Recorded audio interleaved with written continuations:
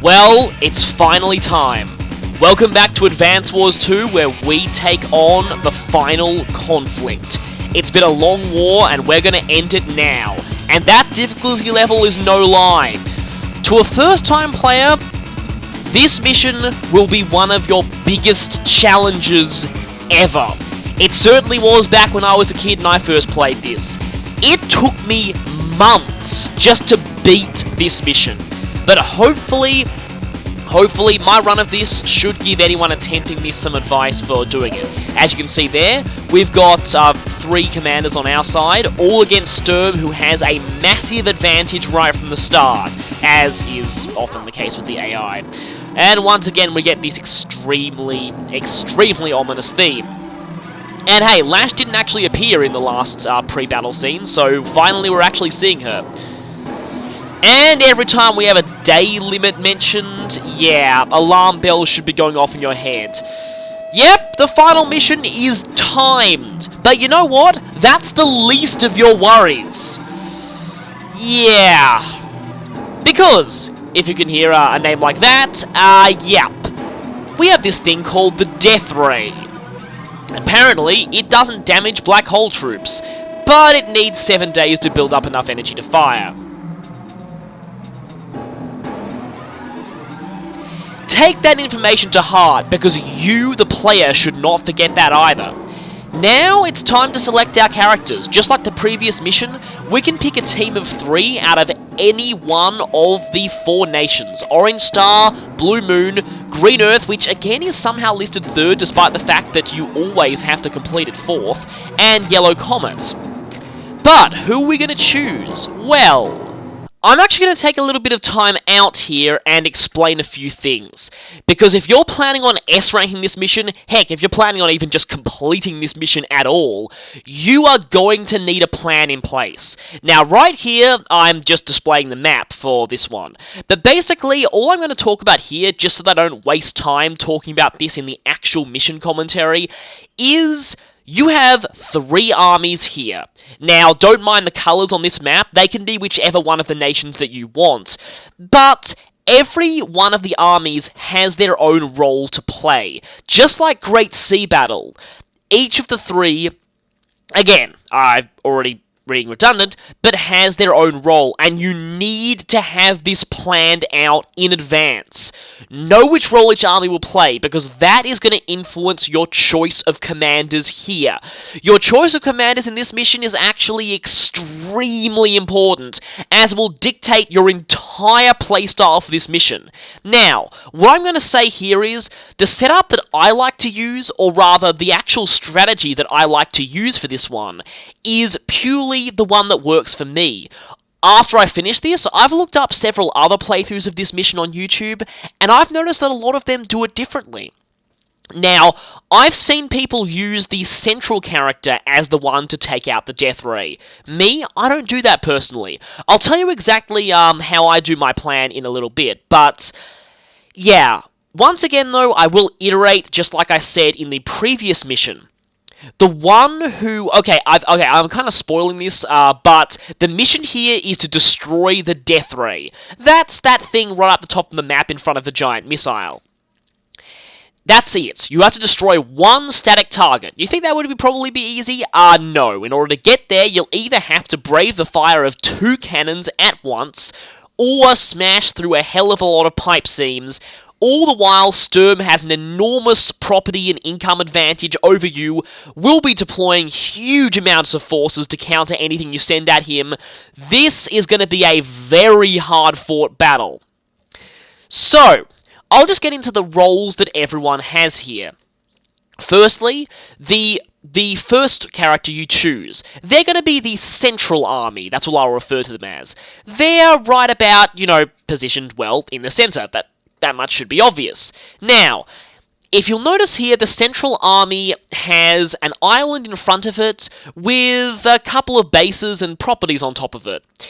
Ignore this island. You don't even want to try and capture those bases, because they're already in range of the cannons. They'd be pretty useless to you even if you did get them.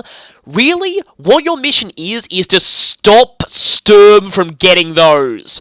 Believe me, with as much of an advantage as he already has, you do not want Sturm getting a forward base here.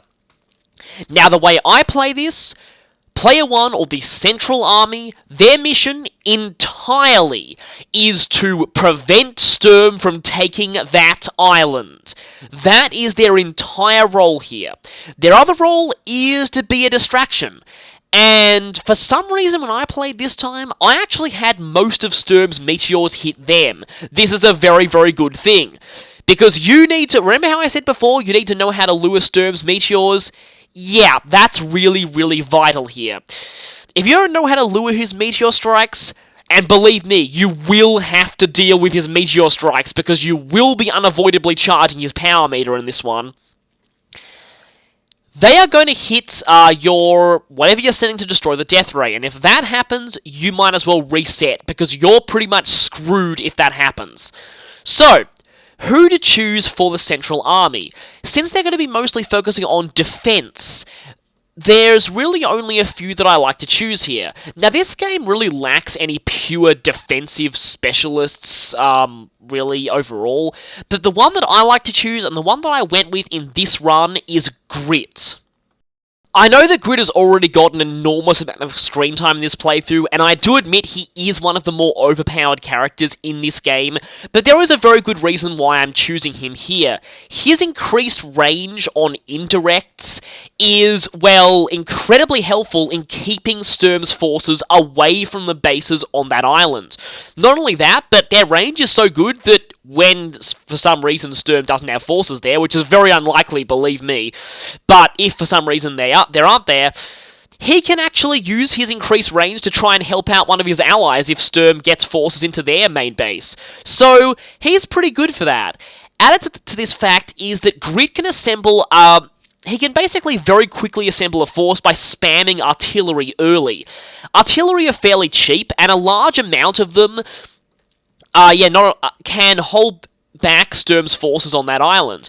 And because they're pretty cheap, they're pretty quick to replace, and believe me, you will need to be replacing them, because unavoidably, some of them are going to get hit by cannons, some of them are going to get hit by meteors, some of them are going to get hit by just general tanks and stuff. You want to be able to replenish your forces quickly, and because this is Grit is not the guy who's going to be taking out the Death Ray, his technique score doesn't matter, so you don't need to worry about getting hammered with him that much.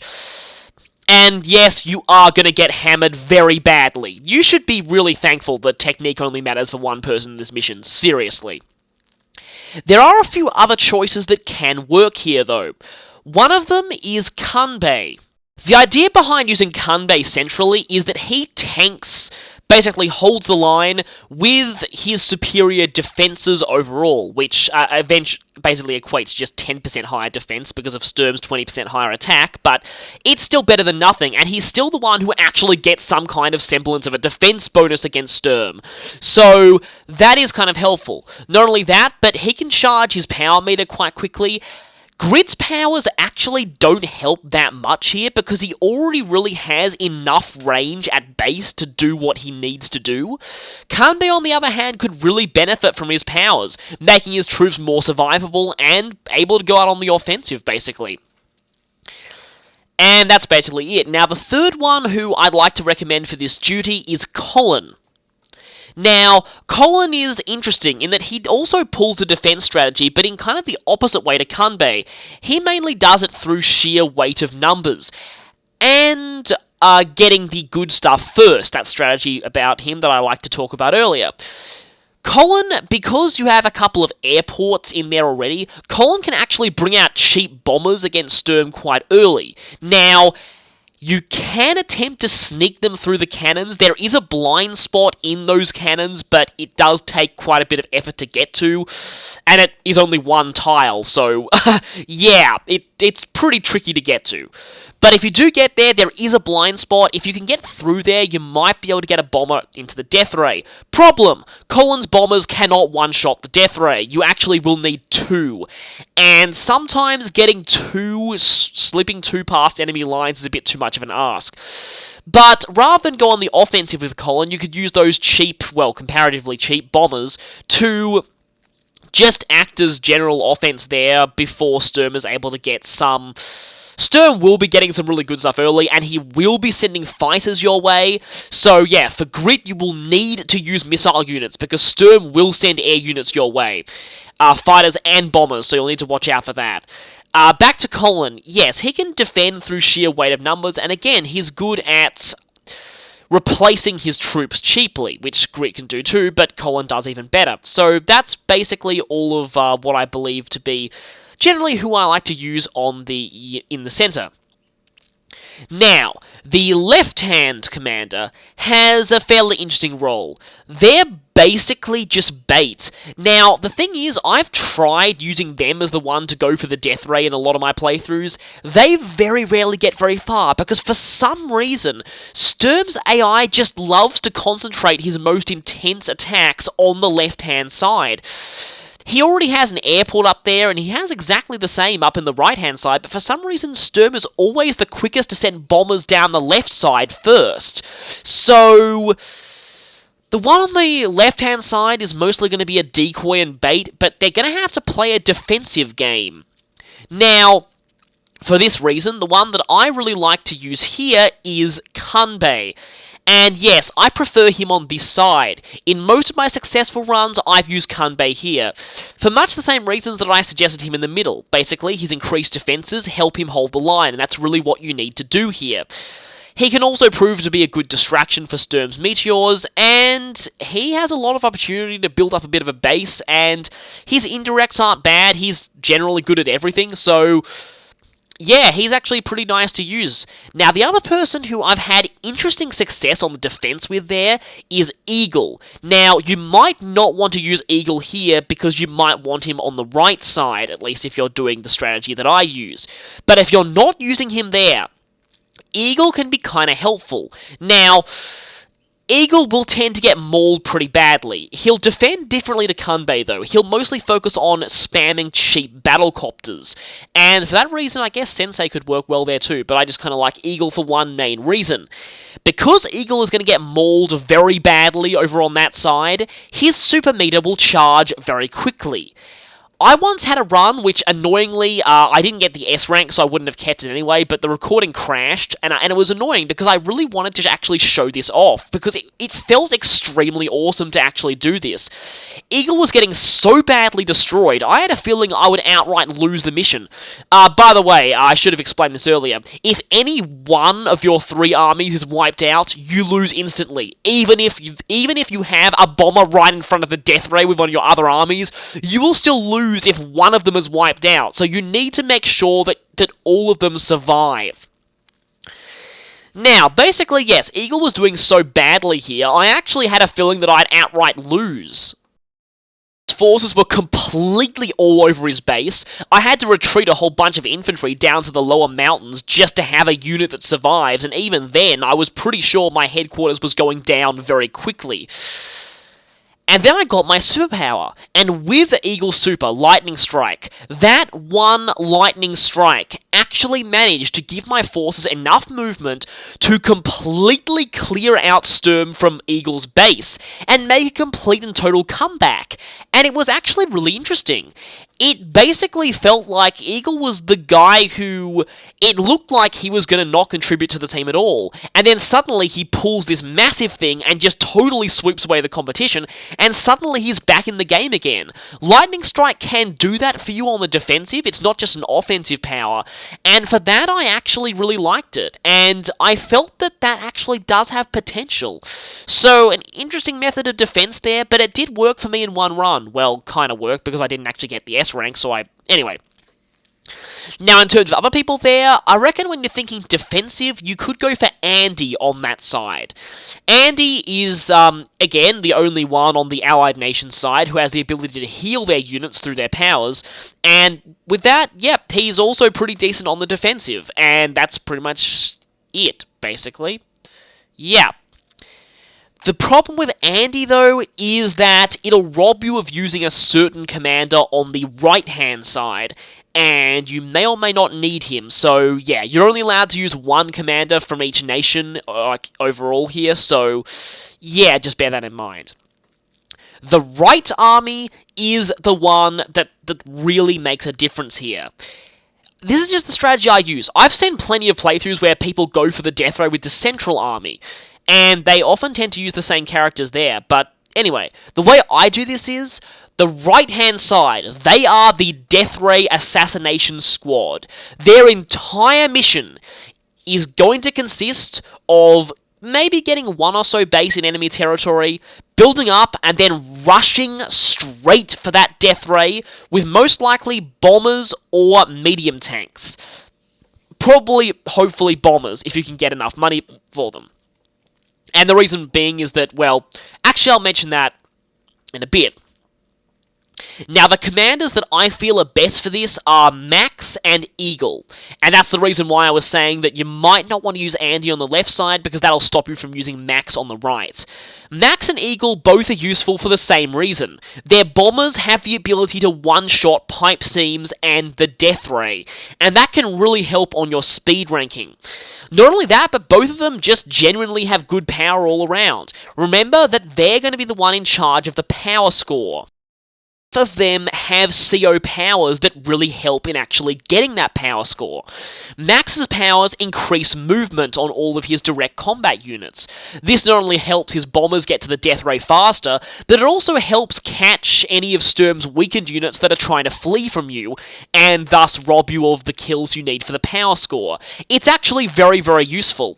Eagle, of course, has Lightning Strike, which basically does the same thing, except possibly even more awesome, because it lets all of his units, well, except infantry, move twice in one turn. Lightning Strike will almost guarantee you the power score. However, it takes probably twice as long to charge as Max Blast, so it does have a bit of a trade-off there. You will probably want to save it for later. But again, Lightning Strike is an amazing power, especially in a map like this, so it is probably well worth the extra time it takes to charge up. Now again, Eagle and Max both have their pros and cons here. Eagle and Max's bombers are both roughly the same. Eagles basically have the ability to move twice a turn with the super. That's the main advantage they have. Both of them can one-shot the death ray and pretty much everything, so they're pretty much functionally identical. The main thing that really differentiates the two of them is, one, the super, and I've already mentioned how they're different there before, and two, and this is a big one, it depends on what other units are useful. Now, Max is probably the more versatile of the two, or in a certain manner of speaking. Max can use units that aren't bombers, basically, and have the power boost on them. He can use his regular tanks, they can help in breaking Sturm's lines. Neo-tanks, especially, Neo-tanks are actually very good, especially if you... because it's almost impossible to get that airport that's right in the middle of enemy territory. Do not bank on getting that. There is absolutely no way you will get that. Especially seeing as there are mini cannons right in front of it, but that's beside the point. You're not getting there. Sturm will stop you before you even have a chance to get there. But there is a neutral base you can capture in enemy territory that can prove very useful. And that is where Max has a bit of an advantage, because he can create some strong tanks from there and have a bit of a foothold in enemy territory and not have to run his units as far as Eagle would. But the weakness that Max has is the fact that he can't really use indirects, and that means that if things get choke pointed, and Sturm actually does have a tendency to choke point you, it's really, really annoying. Indirect units are very, very good at breaking through choke points, and Max pretty much can't use them very well at all. And that is a problem, and you might see me struggle with that issue a little bit in my run of this chapter. Eagle, on the other hand, has average indirects, and with his super Lightning Strike, they can actually fire twice per turn, or fire once and then move. Eagle and Max both have their pros and cons, but both of them, I feel, are equally good at taking on this Death Ray Assassin Squad mission.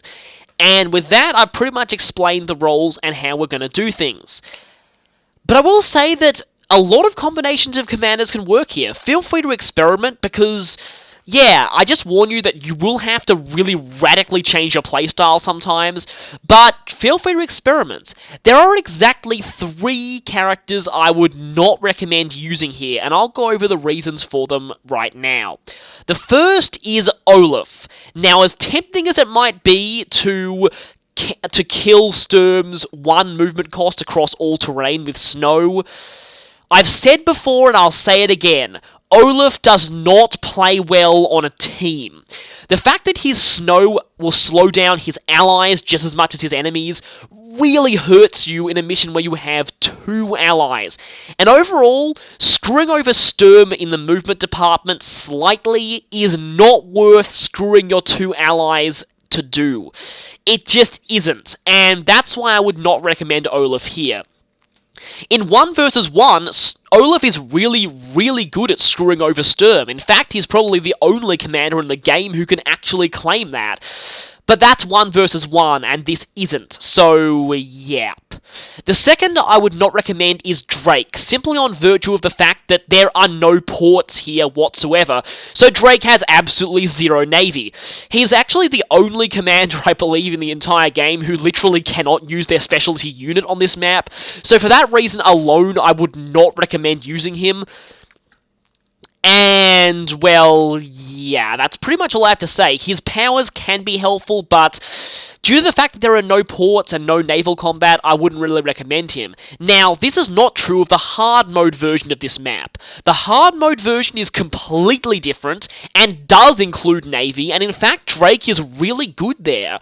But in the normal campaign, it's best to leave him out. Now, the third one who I would really not recommend is Sonya, and the reasons for this should be very obvious. Unlike the Great Sea Battle, Sonya doesn't have anything over her fellow Yellow Comet commanders that would justify choosing her over them. Not only that, but her main advantages are totally useless outside of Fog, which this mission isn't. Oh god, if this mission was a Fog mission, oh my god, that would be horrible. Please, someone don't make a ROM hack of that. Oh my god. Anyway, but it isn't, so Sonya's not really that useful. And again, her powers, not really that useful. Leaves her with, average, in fact, slightly below average due to her bad luck, troops. So, she is probably not the best choice. I also probably wouldn't recommend Sammy here for the same reason I don't recommend Sammy for most factory-style missions. The objective does not involve capturing, and therefore she's not as good there, considering that most of her units that would focus on destroying the objective are weakened. I admit she is more helpful in capturing bases in the middle of enemy territory, but she's probably not the best to use here overall, so I would not recommend her. Anyone else, though, feel free to use them, probably, because they actually would do pretty decently. Now with that very long explanation out of the way, we can finally start this. So, with all that talking finally out of the way, I just kind of had to get that out of the way before we actually started this. Who's my team going to be? Well, I am going to be using Grit, Kanbei, and Fake You Out There, Max. Let's do this. This is our final team. We're ready. Here we go.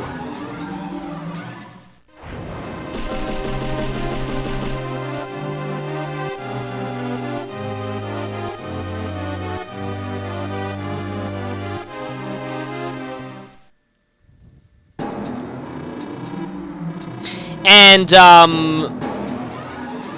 yeah, here we go is right, because I've seen this conversation so many times due to all the attempts I've made at this chapter, both in my childhood and now, that I pretty much know this dialogue completely off by heart. Yeah, now, Sturm's dialogue here you are again. I didn't get this when I first played, because I never played Advance Wars 1, but this is in fact a reference to the first game, when, like I've mentioned before, she was pretty much the only one who figured out his plan.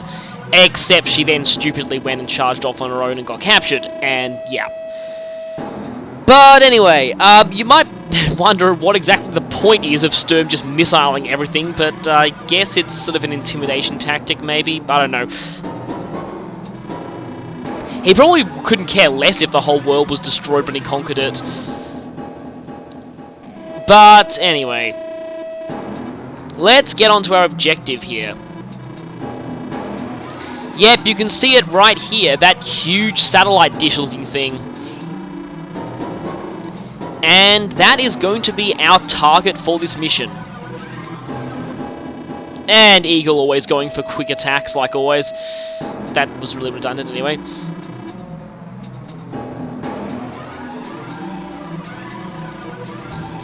Attack the platform's a little misleading. You don't actually do that in the mission itself. You'll see what happens later. And hey, Kanbei and Max get 2 of the last lines, and I'm using both of them. So, yes, the mission here is to destroy the Death Ray. But there's a lot between you and it. Believe me, an awful lot. So yeah, at least we get to hear Grid's awesome theme one more time. Now, this is the Death Ray. Like any structure, it's got 99 HP. It can only fire every 7 days, which you really need to keep track of. I'll explain that later. Now, the Death Ray acts basically like a laser. It hits everything in a straight line, except in this case, the line is 3 tiles wide. That there is the missile platform, and it just gets a generic off-limits description. And you'll see there, Sturm has an awful lot of properties between you and the Death Ray. That's a lot of bases, a lot of cities. He's got some mini cannons there. They're not actually in range of those properties there, but he already has that airport and another base there. There's pretty much no way you're capturing those. For some reason, there's a whole lot of missile silos right at the top of the map. Now, if any of you have actually managed to get to one of those silos, please tell me, because, well, they're kind of pointless to the mission anyway, but they're pretty much just there for decoration, really. Now, there are a couple of missile silos down below that you will definitely, realistically be able to reach, and you will need to use those. Might want to save 1 or 2 for the power score. So, really all we're doing there is just deploying infantry with Grid. Now, Kanbei and Max, they have an interesting task to do. Well, Kanbei actually can't do this. Now, for someone other than Kanbei, what I like to do here is to create a battlecopter and rush an infantry straight towards that upper neutral base. That one right there. The one that I'm pointing at there. The one on the opposite side. Now, Max is going to do just that. Helicopter, infantry, rush for that base. The main reason is Sturm tends to concentrate his forces around the right-hand side, hence why I put my Death Ray Assassination Squad that side. But yeah, as you can see, he's made a copter with infantry over there, 1 infantry there. You see, he seems more adamant on getting the left-hand base, which is why I pretty much resign myself that I won't get it. But if Kanbei at least makes an attempt to stop Sturm from getting it, then it's quite good. If Sturm gets both of those, you may as well reset, because your left and right commanders are going to be under very serious pressure if that happens. And yeah, I've got exactly enough money for 2 artillery, and I probably should do that right now, actually. Because, yeah, you want to start spamming artillery early with Grid. You need to keep Sturm off of that central island at all costs. Because if he gets that, things will start going very badly. Kanbei will pretty much just expand out and try and capture a few properties. That's basically it. I can get a copter with him, but would those funds be better served on something else? Hey, exactly enough for a copter and an infantry. Interesting. Now, Max, well, he is going to floor it right at that base. You'll notice that base is just out of cannon range, which is absolutely perfect. So, yeah, that's why we need to get that as soon as possible. As for other stuff, well, I'm just going to deploy a few infantry to capture a few properties here and get some extra income. Starting off slow, but yeah, okay, that copter's got shot by the cannon. That doesn't really matter because the unit inside is still safe. Yeah, Sturm is going to spam a lot of units on you right from the start, and very soon, as you can see, he's already got 32,000, more than enough for the most expensive units in the game. Very soon, he will start deploying some very good stuff. Now, if you look up here, he just made a battlecopter. Over here, rockets, that's not as bad as what he... Oh, anti-air there. Sometimes I've had Sturm get bombers on day 2, but yeah. Rest assured, he will get bombers and neo-tanks eventually, and you better be ready for it when he does. That's why indirect units can be very helpful. Missiles for the bombers, and artillery and rockets for the neo-tanks, because at least you don't have to combat Sturm's ridiculously overpowered units. Speaking of ridiculously overpowered, yeah, Sturm is pretty much the most broken character in existence in this game. Which is, yeah, why they force you to fight him for the 2 final missions. Anyway, more infantry with Grid, and yep. Now, I pretty much knew this mission, like, back to front by the time I was doing this, because let me just say that it took me many attempts at this to get the S rank. This was almost as bad as my childhood. In my childhood, I was attempting this mission for months before I even finished it, and even then I'm pretty sure I still got a C. Here, getting the S rank was almost like as bad as it was in my childhood. I recorded most of this playthrough years ago, but I only recorded my run of this mission, like, just very recently. Because, oh, it just took me that long to finally crack this. I do admit it feels extremely satisfying. Like, this mission is one of my old adversaries at this game, at least S ranking it is, and probably even in one of my playthroughs of back on the original Game Boy Advance version that you know, it's funny because I still have fun just playing through this game's campaign mode. I've played this game's campaign so many times, kind of like a lot of the Fire Emblems that I just have so much fun playing over and over again. They never really get old for me, and this game's campaign has never really got old for me. I just keep playing it. Even now when I'm capable of S-ranking everything, it's still incredibly fun. Now, getting a battlecopter here to help protect Max's territory from incursions and try and go after the power score a little bit. Now, hopefully I can get that base before Sturm puts some pressure on us. He's already putting pressure on the leftmost base, and I'm almost certainly resigned to... Yep, he's got it. Okay. He's pretty much got that. Now, if I can just at least put some pressure on him to stop him from actually deploying stuff out of it really quickly... Oh, that recon could be a serious problem to Max's infantry, but... Anyway, back to Grit here. Kind of interesting that we're using two characters who are sort of old friends here in the final battle. It's kind of nice that. Speaking of characters I like to use in the final battle, I do admit I very often use Eagle. Again, I could have very easily done Max's portion of this mission with Eagle, but I just chose Max this time. Either Eagle or Max tends to work for me. It's interesting because in a lot of the runs that I've seen, by the way, you will be needing to deploy some missiles because... Yeah, Grit's indirects are extremely vulnerable to airstrikes, and you need your missiles to protect against them. You also want to protect against your missiles because, if they get damaged, you're totally defenseless against bombers and copters, and that's not good. Definitely want to make sure you get a couple of missile units. They are incredibly useful for Grit. In a lot of my failed attempts of this mission, I have not deployed those early, and that's really ended up really costing me. So, yeah, my advice to you when playing Grit on this mission, definitely get some missiles, because otherwise you're going to have trouble with bombers, believe me. Kanbei will need a few artillery here, because he's going to have a defensive battle, and artillery help with that. Now, I'm probably almost certainly going to get this base just in time for that attack to reach us. Gonna get this first, because that other base is not really going to be so helpful to me. Just want the extra income, really. It's going to be that forward base and the airport that are going to be doing the most of Max's work this mission.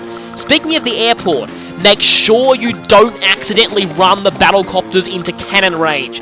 Believe me, I have done that once before, and it's incredibly embarrassing, and just, well, don't do it. Learn from my bad experiences.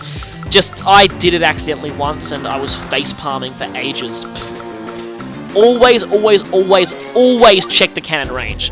Always check cannon range, and death ray range, but we won't be getting into that until a little bit later. Fortunately, that copter's going to be keeping that cannon occupied for a little bit, and, well, that recon's going to be bad. Speaking of bad, that tank is already approaching us, and so is that copter. More tanks, a medium tank. Yeah, be prepared to weather some very heavy assaults. And an infantry is already here. Okay, soon will be Grit's turn. Come on, Grit, where are you? There, okay, Grit's turn. So, definitely want to damage that tank as much as we can. But we also want to make sure that if that infantry so much as tries to capture the bases on that island, it is going to die, because, seriously, don't let Sturm get those bases. I actually have never had that happen to me, but I'm pretty sure it would not be good for you, so don't do that. Now, yeah, I've got very long range on those missiles there, so that's going to be helpful. Now, artillery, go and smash that tank as badly as you can. That's going to take some pressure off, and now you finish that tank, because otherwise it's still going to do some damage. So, first blood has happened. It's been quite a while coming, but believe me, That is first blood of a very, very large amount of blood. Yes, this battle is going to get very intense as it goes on. And speaking of as it goes on, you might be worried about that time limit. Yes, as if this couldn't get any more insane, the final mission is in fact timed. However, I will just say this right now. Do not worry about the time limit at all. Don't worry. It's 30 days. 30 days is freaking ages. Not only that, but this mission is extremely generous with the speed score. You can afford to take your time here. Just don't let it get too close to the time limit. Now, the reason why I'm saying don't worry about the time limit is not because the time limit is a non-issue. Well, actually, the time limit sort of is a non-issue, but for reasons that are actually very, very bad to you. The reason the time limit is a non-issue is because there are other things in this mission that are even worse. Let's just say, if you are going to be failing this mission, it is not due to the time limit. That's why you shouldn't worry about it. Not because it's, again, not an issue, but because it's the smallest of all the threats here, and that's actually really saying something. Basically, if you ever let this mission take anywhere near close to 30 days, chances are you will either be completely wiped out, or Sturm will have developed his forces so much that it's literally impossible to win. Long story short, if you are going to fail this mission, you will fail it long before the timer hits 0, and that's why you don't need to worry about the time limit. That probably wasn't very encouraging. The reason why you don't need to worry about the time limit is because you have to worry about everything else. Yeah. But anyway, always keep a close eye on the amount of units that your Why do I keep calling it? Yeah, that your Death Ray Assassin Squad is taking. Basically, okay, this thing's gonna die, but basically, make sure that Max, in my case, doesn't lose too many units, because he is the one whose technique score is... What?! So you went for the city and not the base. I admit that only puts you in range of 1 artillery out of 2, I believe. But still, you think you go for the base. Now, hopefully... Yeah, this thing is dead. Basically, whatever infantry you send to capture this base is going to die. Their sacrifice will not be in vain, however, because we now have that base, and hopefully Sturm doesn't block it. So yeah, and as you can see, Kanbei already has a bomber coming towards him, and there isn't really that much on Max's side. For some reason, the AI loves to focus most of its intense forces on the left side, so yeah, that's kind of interesting why that happens. Oh, speaking of... I spoke too soon! Hi, Neotank! Yeah, that's where indirects would have been helpful. Let's just say that Max is going to have to develop pretty quickly or rely on that silo. I may have to use the silo here because, and what do you know, this thing was in range of both artillery. I might have to use the silo because I'm pretty sure Max is not ready to take on that Neotank. Bang, bang, bang, you are dead. Thank you, because you would have been a real problem if you'd been capturing. And yes, the copter is almost on us. Make sure we have our missiles ready to take that thing out. Now, the annoying thing about taking out Sturm's air units is that everyone you destroy will fill his power meter immensely. So, yeah. Also, keep an eye on the number of days. Very soon, it'll be day 7. And you'll always need to remember this. Because one of the most embarrassing ways to have to restart this mission, believe me, I've restarted this mission so many times that I pretty much know all the ways you'd ever be forced to restart it. Possibly the most embarrassing way to ever be forced to restart this is to forget Death Ray Day and accidentally leave a whole bunch of stuff in front of the Death Ray. Believe me, there is so much to take notice of in this mission that I have actually done that several times. It's actually quite understandable because the Death Ray is arguably one of your least biggest threats, as long as you know how to avoid it, but the problem is you can easily forget about it, and I have done that a few times. So again, remember, 7, 14, 21, 28, well, if you let it reach 28, you're pretty much screwed anyway and should restart the mission anyway, because you're no way as hell getting an S rank, but still. Even if you're not going for S ranks, you're probably dead if the mission takes that long, so, 7, 14, 21 is the main thing you want to remember. So, I think we might be needing an anti-air because that bomber could be a serious problem for us. And Kanbei's missile units are too expensive. So yeah, Kanbei again mostly focusing on holding off the enemy at this point, while Max saves up some funds, captures some territory, and now it's time to start going after that, well, clearing the way on that northern base. The one right there. Now, unfortunately, anything that comes out of that base is going to be shot by rockets. So, that's evidently not a 39% really against a recon. Wow. Yeah, and it still did 1 damage back to me. Yeah, Sturm is absolutely ridiculous. And there's already an artillery coming towards us. Okay, so you go there. And don't waste too much money on whatever's going to come out of there. We just want to make sure that the recon cannot break through it even after the rocket has shot at it. Because if the recon does break through it, then the infantry behind it is going to get onto this base, and we're basically screwed. Because we need this base desperately. So just 1 tank. That tank's not going to really do much, but yeah. Now Max tends to need to save funds quite a lot. But he is progressing now. That base is going to get choke pointed quite soon. We shouldn't really worry about that. We should just focus on getting shot by rockets. Well, basically focus on taking those rockets out. Because once they're down, hopefully things will get a bit better for that base and we'll actually be able to start producing stuff. Of course, that Neo tank is another issue entirely. And thankfully that anti-air wasn't full HP. Abrupt switch of topic. Because, yeah, that copter is going to... Speaking of copters, this is going to hurt. Remember what I said before about needing to quickly replace Grit's troops? This is why.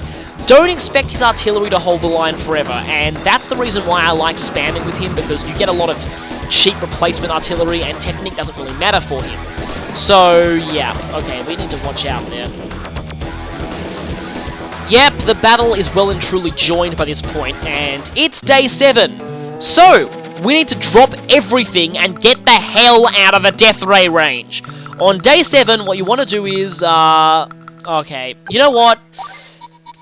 Destroying this copter is well worth having these missiles sacrificed for. Otherwise, this thing is going to really harass me, and I wouldn't like that, so let's just destroy that. Now, be careful. Always keep an eye on Sturm's power meter. Always, always. Now, watch this. Death ray cuts a big line down here.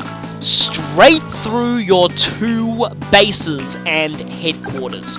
What you want to do is, see this second bridge, this bridge over to the left?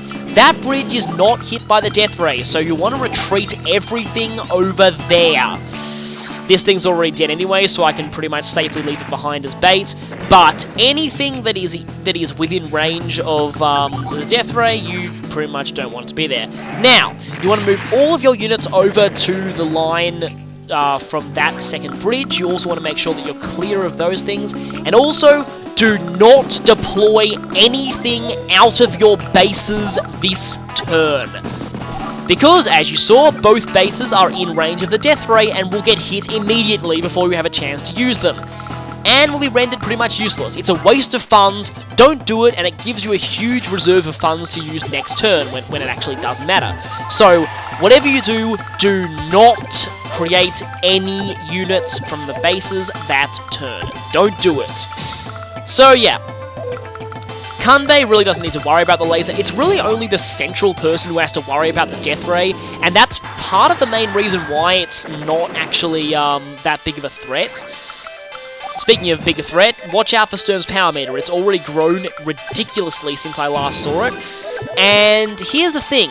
I don't particularly want to destroy Sturm's bomber, because if I leave it injured, chances are it will end up retreating back to the airport and wasting a whole bunch of Sturm's funds on repairs. Yeah, I know it will come back eventually, but you want to damage, well, sort of damage Sturm's funds all you can, because he has a lot of them, and every little bit extra in your favour helps. Now, that medium tank is very, very bad. I'm going to need some artillery to take it out, because Kanbei can't afford medium tanks of his own yet. And this thing is going to, well, I'm not really sure what it is going to do, actually. All it needs to do is just not die to that anti-air. That's really all. I'm really not sure. It's a loaded transport. I guess I could use it as a lure, but yeah. Now, I'm going to capture this. The missile silo. Do I want to use the missile silo now?